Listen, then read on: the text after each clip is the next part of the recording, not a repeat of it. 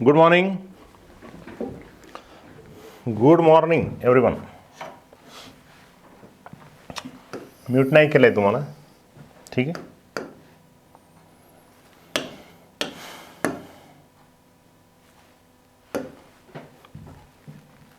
चला,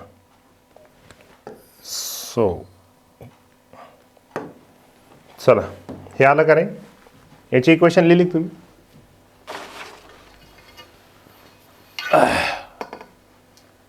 equation लिखायचं. Okay. Brightness जास्त आहे का?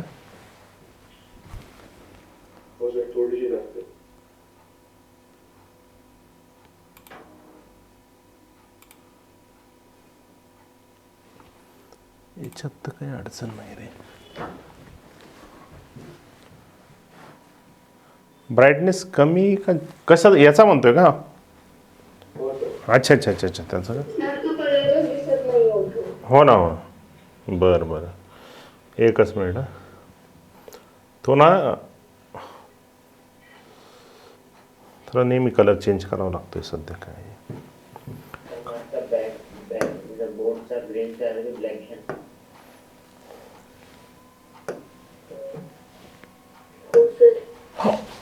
अरे बापरे, कोण कलर?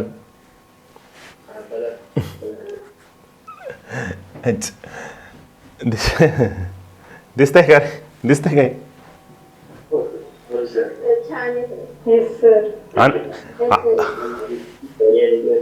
ब्लॅक आणखी याच्यापेक्षा काय ब्लॅक असतं रे? हा आयडियल ब्लॅक कलर आहे. आणखी ब्लॅक म्हणते कोणतरी, काही पण असं करू नका. याच्यावर तुम्हाला सगळं दिसत असेल नाही मागचं.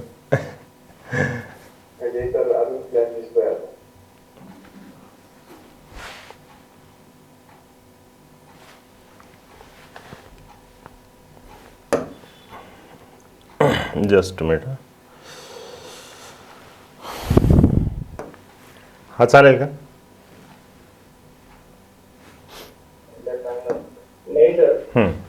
ठीक. हा ओके ना. अरे नाही, तो खूपच ब्लॅक येतो. त्याच्यावर ना लाईनच दिसत नाही आहे. ठीक आहे, चला काय अडचण. बरं बरं, काय टेन्शन नका घेऊ ना. थांबा थोडं 12 मिनटं. ठीक आहे, दिसतंय ना. चला पेन दुसरा घेऊ आपण. चलो AC लावू द्या एकदा. हां चला. तर ही इक्वेशन लिहिली तुम्ही, युलर्स थिअरम. म्हणजे ॲक्च्युली कसं आहे माहिती आहे का, मॅथमॅटिकली याला सॉल्व करत असतात आणि मग नंतर आहे ना लेफ्ट हँड आणि राईट हँड साईड येत असते. पण सोड, एवढं काही डिटेलमध्ये जायची गरज नाही. लागलं मी तुम्हाला काही एक्झाम्पल लिहून पाठवून दिलं असेल कसं सॉल्व करतात त्यांना, कारण त्याला डेरिव्हेटिव्ह येणं खूप आवश्यक आहे ना. आता डेरिव्हेटिव्हच्या याच्यात जात नाही आपण, तुम्हाला शिकवलं असेल मला. याची कशी लिहिली मग तुम्ही युलर्स थिअरम सांगता का? Derivative with respect to T है ना. आधी कोणाची डेरिव्हेटिव्ह काढून घ्यायची? प्रेशरची with respect to volume at constant temperature, आणि नंतर याची डेरिव्हेटिव्ह घ्यायची with respect to T by keeping constant V. बरोबर. Is equal to derivative with respect to V कोणाची? Derivative of P versus with respect to T at constant volume, आणि नंतर याची ही डेरिव्हेटिव्ह घेतली आपण with respect to V at constant temperature.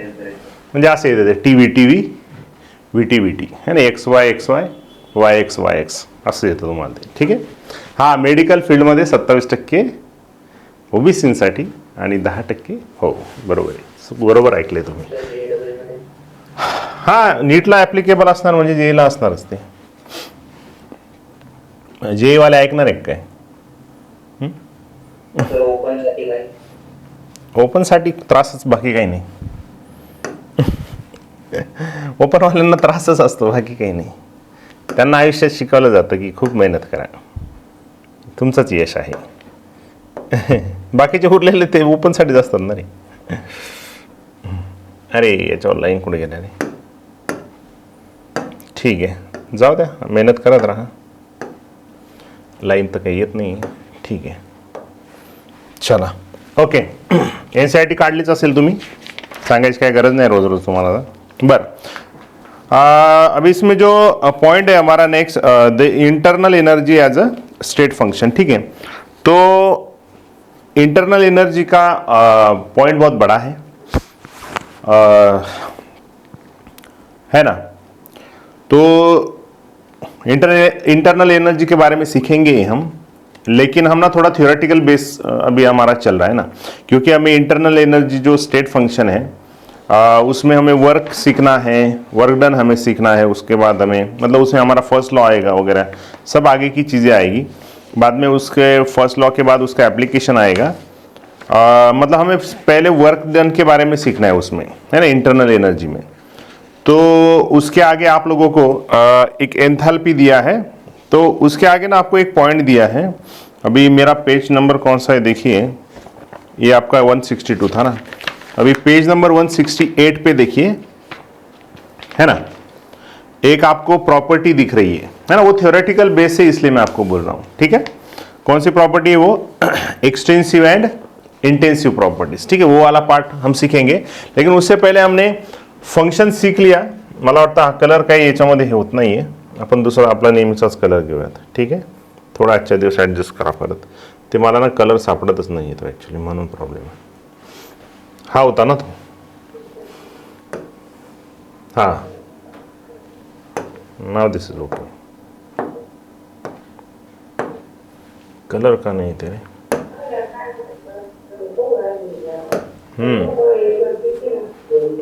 हाँ हाँ,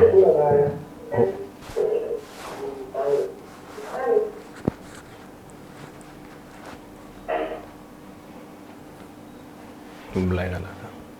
ठीक है,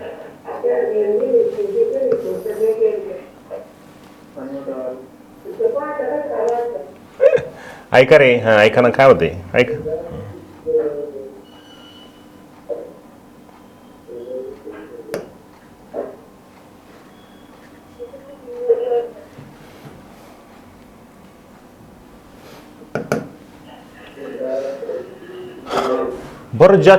बरं मला एक नाही कळत, ज्याच्या घरचा माईक चालू असतो त्यालाही कळत नाही का बरं की माईक चालू आहे म्हणून आपला?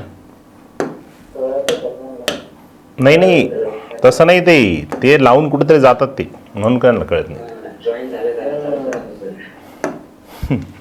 जॉईन झाल्यासारखं करायचं, सरला कुठं कळत. चला, याच्यातच बराच वेळ गेला आपला, जाऊ द्या. हा, चला, स्टेट फंक्शन झालं आपलं. मग स्टेट फंक्शन मध्ये आपण प्रेशर, व्हॉल्यूम, टेम्परेचर, है ना, internal energy, एन्थॅल्पी, Gibbs energy, entropy, या गोष्टी शिकलो. म्हणजे हे जे सगळे आहेत ते है ना, वो इतने जो भी ये सारे फंक्शन हैं, यानी ये जितनी भी पैरामीटर्स हैं किसी भी सिस्टम को डिफाइन करने के, उस सिस्टम के कंडीशन को डिफाइन करने के, वो सिर्फ और सिर्फ इनिशियल और फाइनल इनिशियल और फाइनल स्टेट पे ही डिपेंड है ना.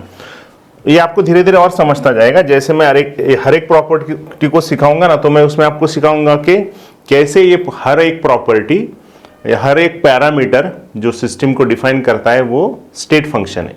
ये हर प्रॉपर्टी में आपको सिखाऊंगा मैं कैसे वो इनिशियल और फाइनल पे डिपेंड है. ठीक है, अभी तो आपने मतलब भी समझ लिया तो भी बहुत है. और दूसरे टाइप का जो फंक्शन होता है वो होता है आप लोगों का पाथ फंक्शन. बरोबर, पाथ फंक्शन का मतलब क्या होगा रे फिर? जैसे स्टेट फंक्शन मतलब which depends only on initial and final state of system, है ना.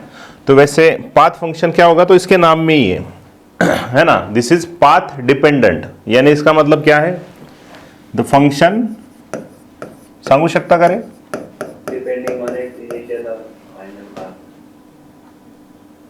The function which depends on initial और फाइनल पे डिपेंड है ही है, जो initial and final state of system पे डिपेंड होते ही है, उसके साथ साथ it also depends on path of that function, बराबर, पाथ है ना।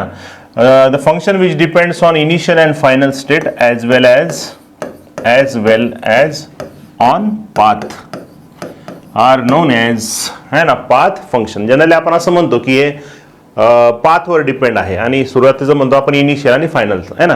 पाथ फंक्शन म्हणजे कोणतं, जो इनिशियल और फाइनल स्टेट पे तो डिपेंड है ही है, बट उसके पाथ पे भी डिपेंड है. पाथ का मतलब क्या है कि भाई उसके वो कौन सा पाथ फॉलो कर रहा है.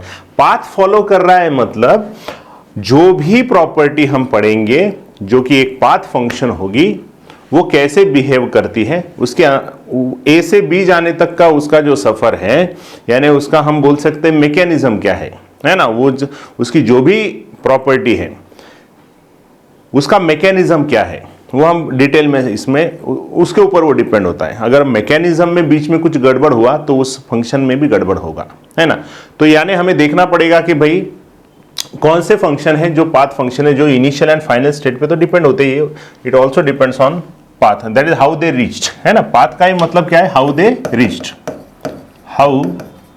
Reached from initial to final state, बराबर है. मतलब हमें एक गांव से दूसरे गांव में जाना है तो हमने कौन सा पाथ फॉलो किया वो इंपॉर्टेंट है, ठीक है.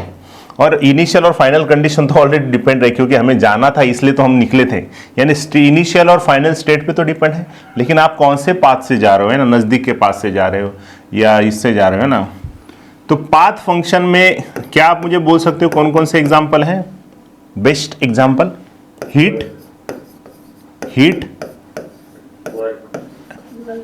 एंड वर्क, ये जो दो है फंक्शन वो हमें आपको सिखाने हैं 12th में, मतलब ये इसमें, ठीक है. हीट ॲट वर्क हे दोन मेनली आहेत पाथ फंक्शन. बघा खूप महत्वाचं आहे, आप वर्क कौन से डायरेक्शन में करते हो, किस तरीके से करते हो, वो इंपॉर्टेंट है. हीट का डायरेक्शन इंपॉर्टेंट है, आपको भी पता है, बराबर. हीट कौन सी क्वांटिटी है, स्केलर, वेक्टर, स्केलर है. और जब स्केलर नहीं देते तब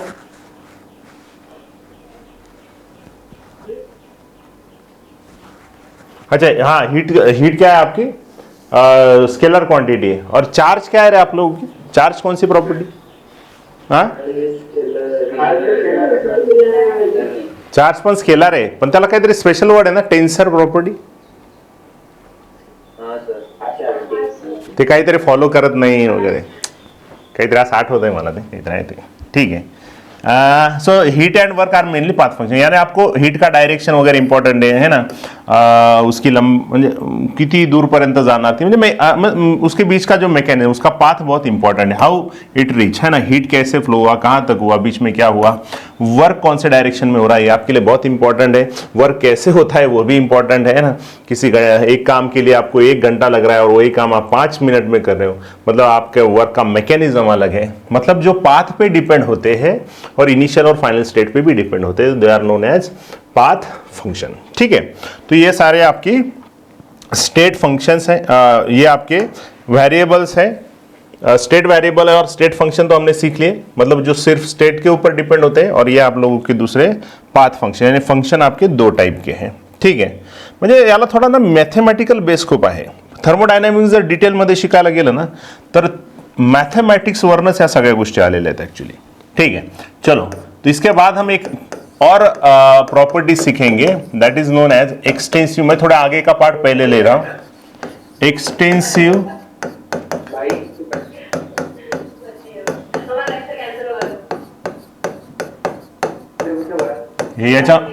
याच्यामुळे मी माईक चालू ठेवत नाही, माहिती आहे.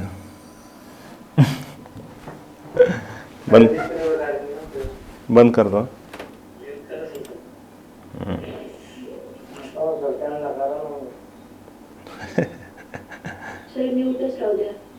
यहाँ से चंद लोगों की वजह से पूरी कौम बदनाम होती है.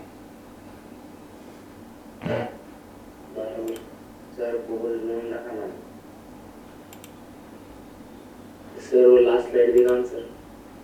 हां याच्यासाठी पाहिजे का अनम्यूट? बरं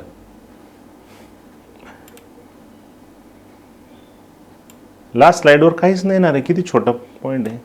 झालं नाही लिहून? ठीक है चलो गया. ठीक है, तो आप मेरे साथ एनसीईआरटी का वो पॉइंट निकालिए, एक्सटेंसिव एंड इंटेंसिव प्रॉपर्टी. बहुत इंपॉर्टेंट प्रॉपर्टी, इसके ऊपर बहुत बार सवाल आते हैं. ठीक है चलो हो गया. सो heat and work mainly path function है. ये कैसे पाथ फंक्शन है ये भी मैं आपको सिखाऊंगा. ठीक है, मतलब हम हीट भी सीखने वाले हैं, हम वर्क डन भी सीखने वाले हैं, उसमें ये कैसे पाथ पे डिपेंड होता है और इनिशियल फाइनल पे होता है ये भी मैं आपको सिखाऊंगा. ठीक है, उस पॉइंट में तो सबसे पहले तो एक बेसिक मतलब आपको आने चाहिए, what is state function and what is path function. ठीक है, सो आपको एक्सटेंसिव एंड इंटेंसिव प्रॉपर्टी का पॉइंट दिया है. तो एक्सटेंसिव प्रॉपर्टी और इंटेंसिव प्रॉपर्टी के बारे में क्या है, तो आप एक थोड़ा फास्ट पढ़ लिए ताकि मैं भी आपके साथ पढ़ूं. In thermodynamics, a distinction is made between extensive properties and intensive properties. An extensive property is a property whose value depends on quantity or size of matter present in the system. Extensive property ही अशी property असते. Extensive property का मतलब क्या होता है, सबसे पहले हम देखेंगे एक्सटेंसिव प्रॉपर्टी. एक्सटेंसिव प्रॉपर्टी का मतलब ऐसी प्रॉपर्टी है विच डिपेंड्स ऑन, है ना, is the property of system. It is the property of system which depends on quantity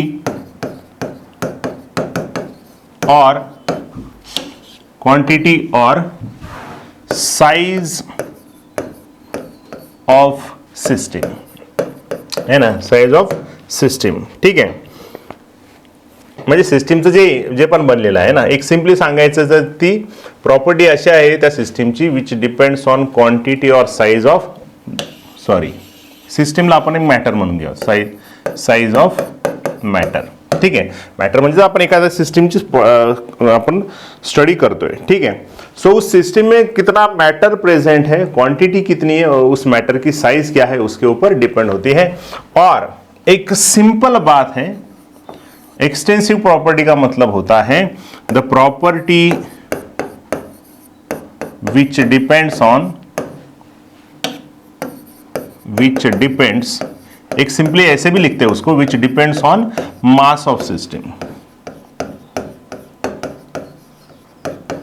mass of system के ऊपर जो डिपेंड होती है उसे हम बोलते हैं एक्सटेंसिव प्रॉपर्टी. ठीक, मास चेंज होगा वो प्रॉपर्टी चेंज होगी, क्वांटिटी चेंज होगी वो प्रॉपर्टी चेंज होगी, साइज चेंज होगा उसकी प्रॉपर्टी चेंज हो जाएगी. ठीक है, और ऑपोजिट मीनिंग है आपके इंटेंसिव प्रॉपर्टी का. ठीक है, ये किस तरीके से होता है मैं आपको समझाऊंगा.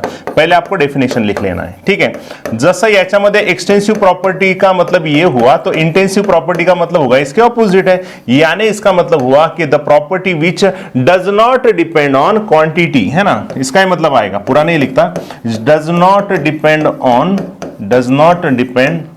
ऑन क्वांटिटी और size of matter of system. ठीक है, मैटर ऑफ सिस्टम बोलो चलता, और सिंपल लैंग्वेज में बोला जाए the property which does not depend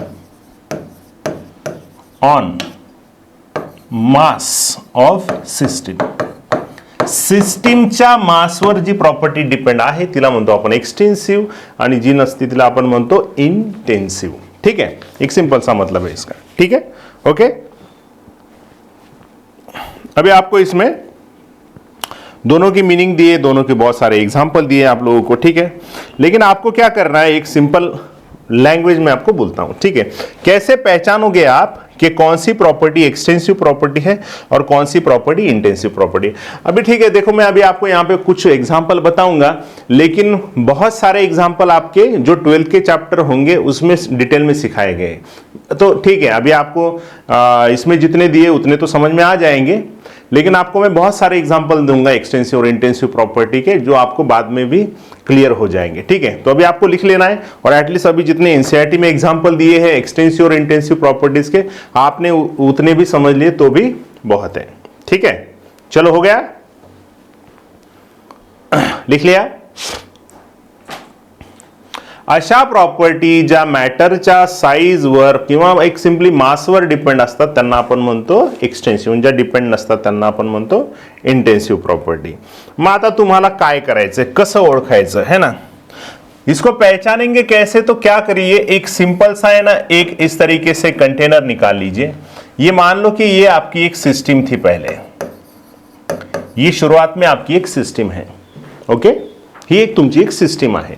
now what you do, जितने चाहिए उतने पार्ट में इसको डिवाइड कीजिए,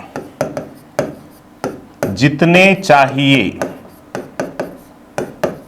उतने पार्ट्स में। हे होतं का रे फिजिक्स मध्ये आहे का तुम्हाला एक्सटेंसिव इंटेंसिव? नहीं ना, नहीं है, हाँ ठीक है। जितने चाहिए उतने पार्ट्स में डिवाइड कीजिए, डिवाइड कीजिए। ठीक है, अभी इसको डिवाइड करना है आप लोगों को, इस सिस्टम को। अभी डिवाइड किया मैंने, डिवाइड किया इसको, ठीक है। डिवाइड कितने भी पार्ट में आप कर सकते हो, आप कितने भी, आपको जितने चाहिए पार्ट में इसको डिवाइड कीजिए। और डिवाइड करने के बाद देखिए, डिवाइड करने के बाद देखिए, डिवाइड करने के बाद देखिए, क्या देखिए, जो प्रॉपर्टी चेंज हुई, जो प्रॉपर्टी चेंज हुई उसे कौन सी प्रॉपर्टी बोलेंगे, एक्सटेंसिव प्रॉपर्टी बोलेंगे।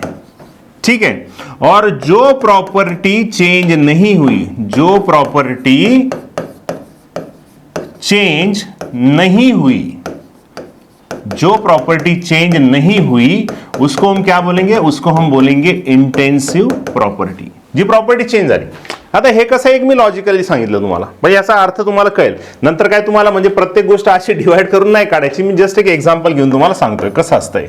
जैसे कि मान लो एक सिंपल बात है, एक रूम है जिसका टेम्परेचर T था, एक रूम है जिसका टेम्परेचर T था। अभी आपने उसको इतने रूम्स में डिवाइड कर दिया, क्या हर रूम का टेम्परेचर चेंज होगा कि वही रहेगा?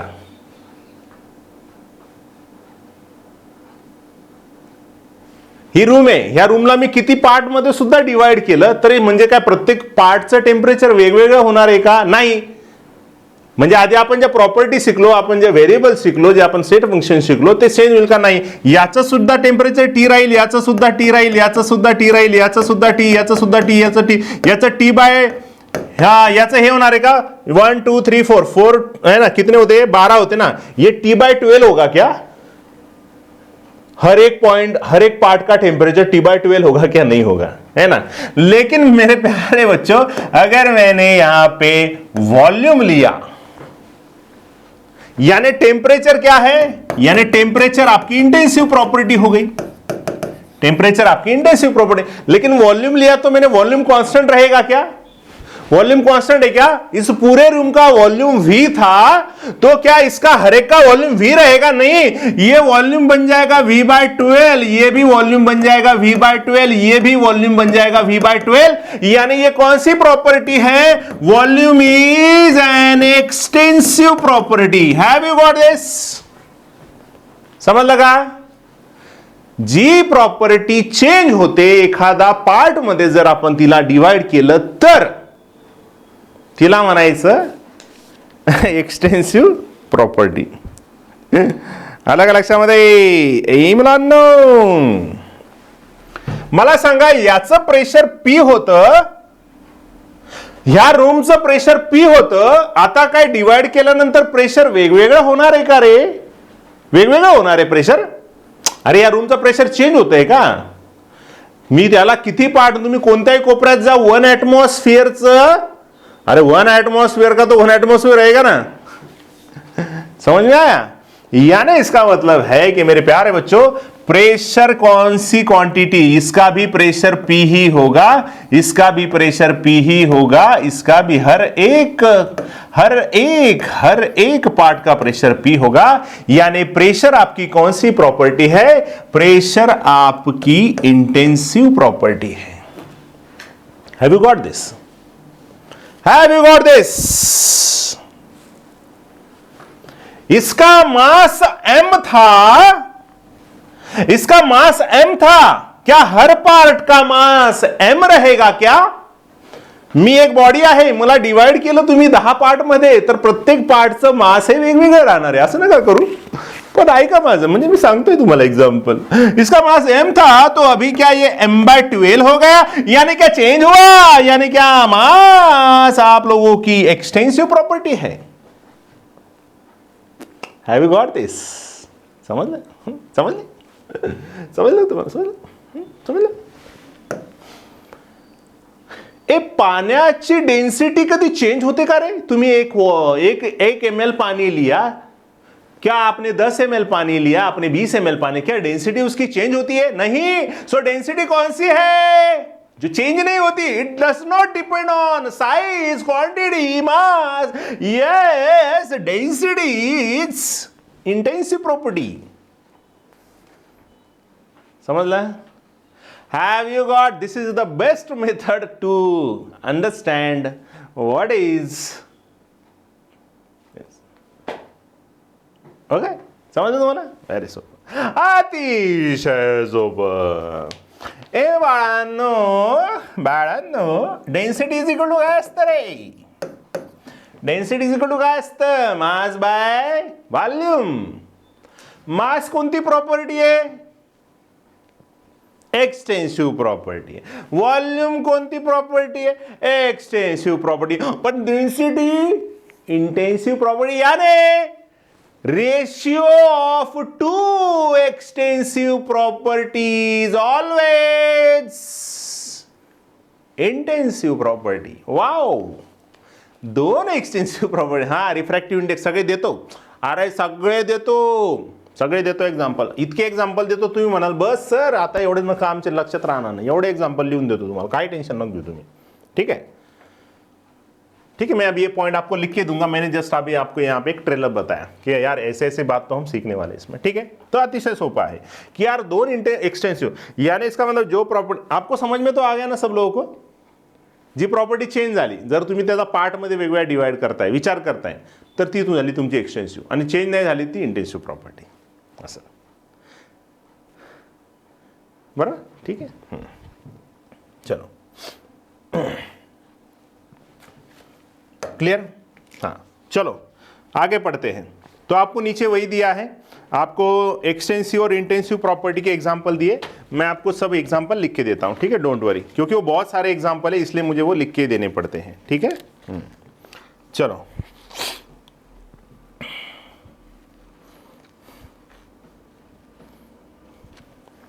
इस साइड में लिखिए एक्सटेंसिव प्रॉपर्टी के एग्जांपल।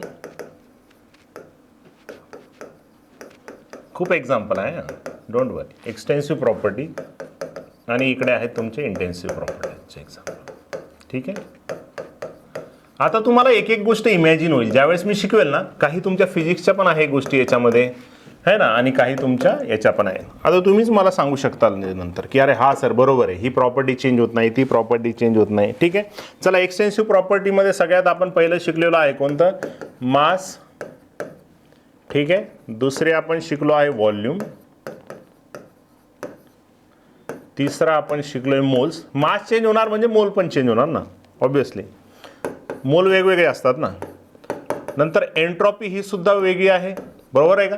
डिपेंड आहे ना, ती क्वांटिटी आणि साईजवर डिपेंड असते ती, बरोबर आहे? तुमचा रेजिस्टन्स कशी प्रॉपर्टी असेल रे? मी तशी याच्यातच लिहून दिली, रेजिस्टन्स कशी प्रॉपर्टी असेल?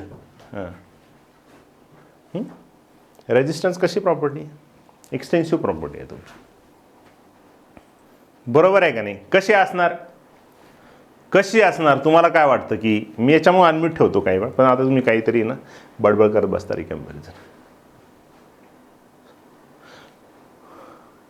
तुम्ही ते रेजिस्टन्स चेक करता ना, वायरला कट करून वगैरे तुम्ही असं त्याचा रेजिस्टन्स पण चेक करतात ना, है ना. हाँ, रो इज इक्वल टू LA/R. हाँ, रेजिस्टेंस इज इक्वल टू वो लेंथ पे डिपेंड है, बराबर है. हाँ, वो आपने अगर उसको रेजिस्टेंस चेक किया तो माना you can check resistance by cutting wire, है ना, उस वजह से, है ना, वो चेंज होता है. यस, ठीक है. F इंटरनल एनर्जी सही आहे का. ए बरोबर आहे का रे. इंटरनल एनर्जी चेंज होते ना, जर तुमचं मॅटर चेंज झालं तर इंटरनल एनर्जी चेंज होते, बरोबर का. पाठ करायची गरज नाही बाळांनो.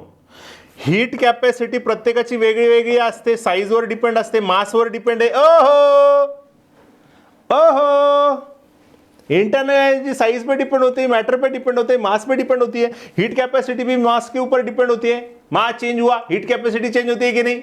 उसका फॉर्मूला है ना, MS∆T है ना, स्पेसिफिक हीट कैपेसिटी वो सीखते हो ना आप इसमें. Yes, GH. Enthalpy, wow, enthalpy भी तो चेंज होती है भाई, मास के ऊपर डिपेंड है. ओहो, अरे क्या गिव्स एनर्जी. हाँ हाँ हाँ भाई, हाँ, अरे हाँ हाँ हाँ, ये भी तो एक एक्सटेंसिव प्रॉपर्टी है. ओके. चार्ज कैसी है, कैसे हो, बोलिए. चार्ज क्यू क्यू क्यू, ठीक है. जाओ दे, ये काय सिंबल HEFGH ABCDEFGHIJK.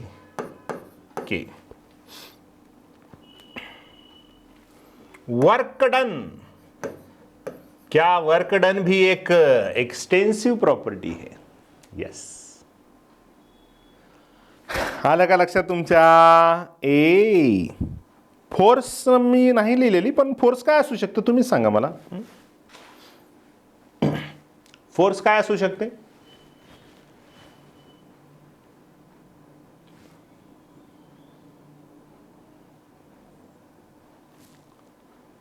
हाँ, फोर्स पण एक्सटेंसिव प्रॉपर्टी असणार, बरोबर है.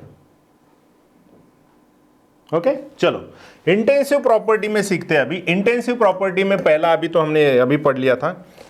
शुरुआत में मैंने उसको आपको प्रेशर दिया था, उसके बाद मैंने आपको टेम्परेचर दिया था, उसके बाद मैंने आप लोगों को डेन्सिटी दिया था. आणि तुम्ही 4 ऑप्शन सहज ओळखू शकता बरं का.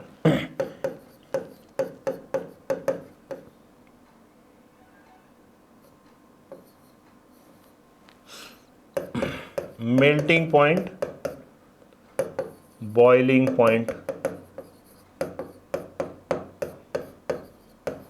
फ्रीजिंग पॉइंट,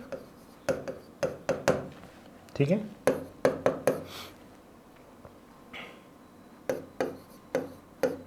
मोलैरिटी, नॉर्मैलिटी,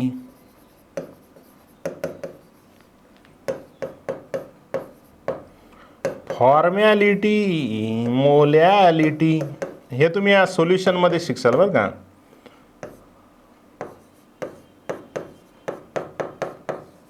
ठीक है.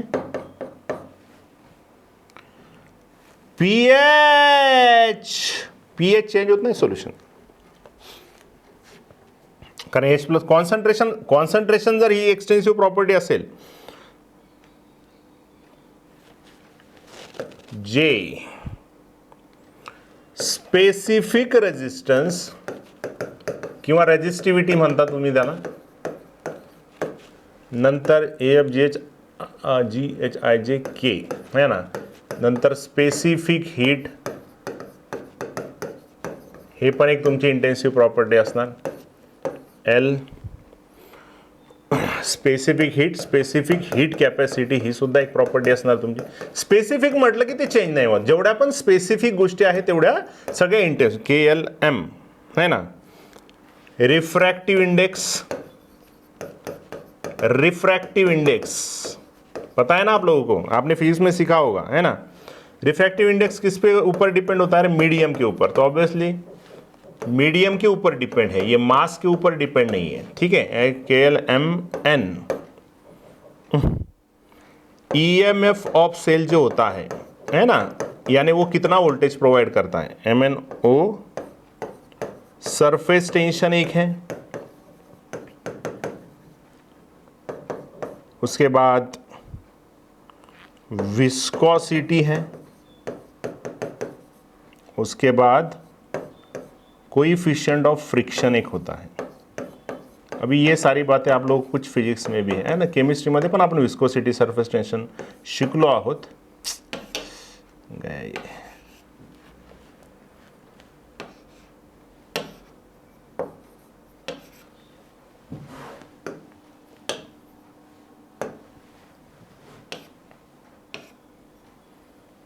कोएफिशिएंट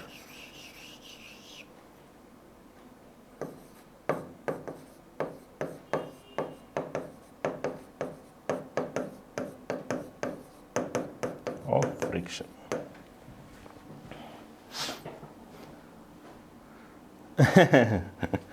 बस झाले का?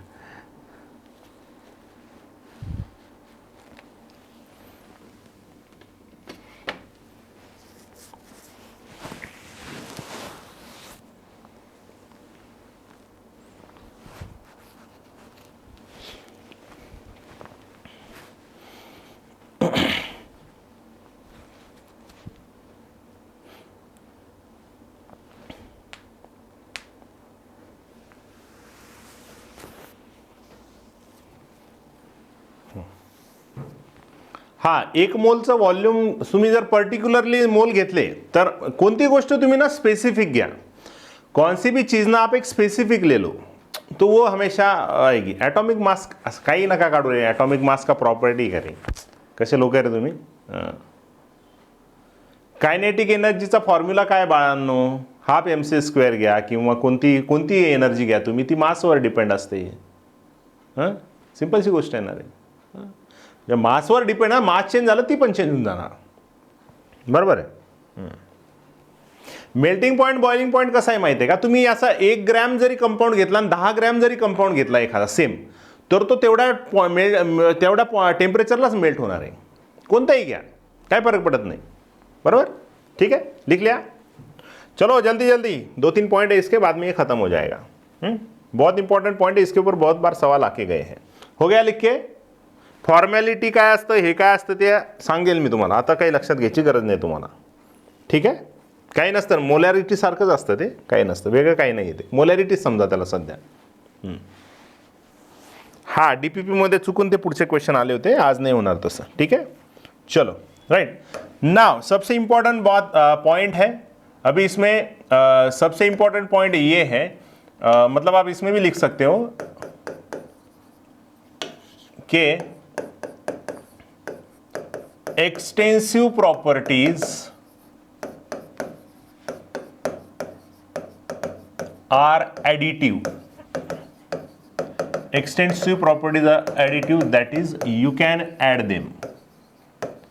You can add them. तुम्ही त्यांना ॲड करू शकता. ठीक आहे. आणि इंटेन्सिव्ह प्रॉपर्टी ह्या ॲडिटिव्ह नसतात. इंटेन्सिव्ह तुम्ही बघा ना, तुम्ही तुमच्याकडे खूप एक्झाम्पल आहे तुमच्यासमोर. बघा, तुम्हाला तिथेच प्रूव्ह होऊन जाईल सगळं. तुम्ही कोणती प्रॉपर्टी ॲड करू शकता का. टेम्परेचरला तुम्ही जनरली ॲड नाही करू शकत एका पार्टमध्ये. 2 पार्टचं काहीतरी आपण एक्झाम्पल घेतलं तर ते फक्त ना एक्सचेंज असते, पण तुम्ही त्याला ॲड नाही करू शकत कधी. ठीक आहे, ते त्याचं ॲडजस्ट होऊन जाईल. किंवा तुम्ही डेन्सिटी घ्या, डेन्सिटीला तुम्ही D1 + D2 असं कधी घेत नाही. आलं लक्षामध्ये.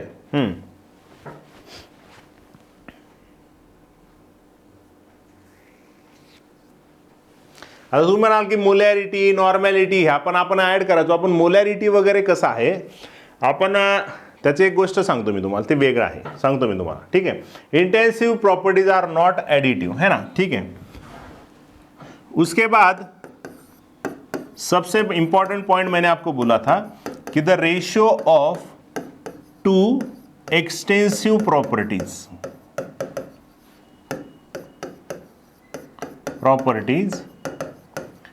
is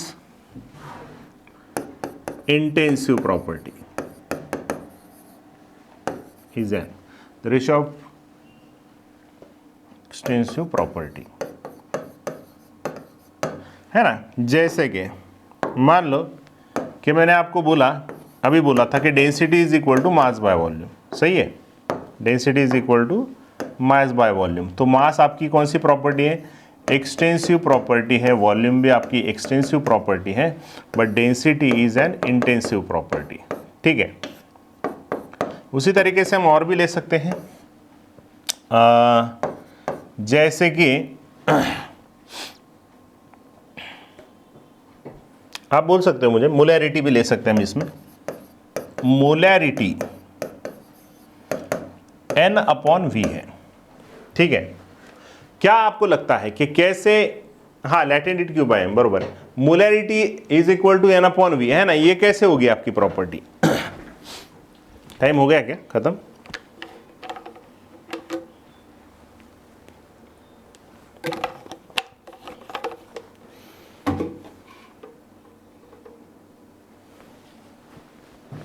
है ना, नंबर ऑफ मोल आपकी एक्सटेंसिव प्रॉपर्टी है, वॉल्यूम आपकी एक्सटेंसिव प्रॉपर्टी है, और ये आपकी इंटेंसिव प्रॉपर्टी है। ठीक है, अभी ये कैसे हुआ कि जैसे कि मान लो कि यार मैंने ना एक कंटेनर लिया है और शुरुआत में इसकी मोलैरिटी m थी, अभी मैंने ना इसको 2 हिस्सों में बांट दिया, बरोबर है, तो इसका नंबर ऑफ मोल n/2 हो जाएंगे, है ना, m is equal to n/v, right, तो इसका नंबर ऑफ मोल n/2 हो जाएगा और वॉल्यूम v/2 हो जाएगा। सही है ना, इसका नंबर ऑफ मोल n/2 हो जाएगा और इसका वॉल्यूम v/2 हो जाएगा। अगर आप इसमें 2 में उसको डिवाइड कर दिया, यानी 2 पार्ट में डिवाइड कर दिया आपने, म्हणजे तुम्हाला 1 मोल दिलाय तर त्याला तुम्ही अर्ध केलं आणि वॉल्यूम हे v होतं, म्हणजे 1 लिटर होतं, तर तुम्ही त्याला 500 ml केलं आणि आता परत तुम्ही त्याचं कॅल्क्युलेट केलं, बरोबर आहे। मग हे दोन्ही तसेच झाले ना, मग आता चेंज काय झाला, कारण नाही n/2 झालं डिवाइड बाय v/2 झालं, म्हणजे 2 गेलं, परत एकदा m is equal to n/v। आ रहा लक्षामध्ये? सो इतनी चीज़ें आपको ध्यान में रखनी है एक्सटेंसिव और इंटेंसिव प्रॉपर्टीज़ के लिए। मुझे होपफुली मुझे लगता है कि आपको आज एक्सटेंसिव और इंटेंसिव प्रॉपर्टीज़ समझ में आ गई है, और सब मैंने जितनी भी आपको प्रॉपर्टीज़ पूछ सकते हैं एडवांस लेवल तक भी, सारी की सारी प्रॉपर्टी मैंने आपको सिखा दी है। बाकी 2 इंटेंसिव प्रॉपर्टी का रेशियो क्या आएगा वो आप देख लीजिए, मुझे नहीं लगता कुछ आपके हाथ में आएगा ज़्यादा। ठीक है, तो मिलते हैं कल के लेक्चर में, तब तक सबको tata bye bye, take care, good day.